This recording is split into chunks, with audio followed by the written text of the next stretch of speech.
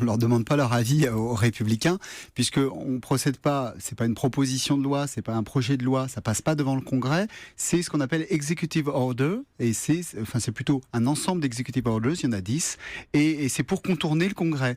Donc c'est l'équivalent des décrets en France. Pourquoi ? Parce qu'évidemment, il est en cohabitation. Les Républicains ne voteront jamais de loi légiférant sur le port d'armes.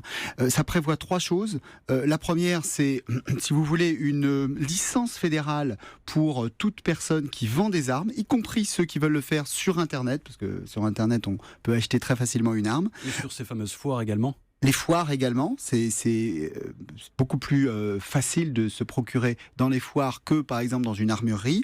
Deuxième point, les 230 agents du FBI recrutés pour justement s'assurer de ce qu'on appelle le background check, c'est-à-dire la remontée de toutes les informations concernant les gens qui veulent acheter les armes. Et troisième point, pour faire simple, justement la remontée de ces informations concernant les gens qui veulent acheter des armes, notamment sur le plan psychiatrique. Alors c'est là aussi où le bas blesse, c'est que c'est pas le Congrès qui peut bloquer Barack Obama sur la question, c'est plutôt les États. Parce que la remontée de ces données psychiatriques sont les États. On n'est pas dans un pays centralisateur comme en France.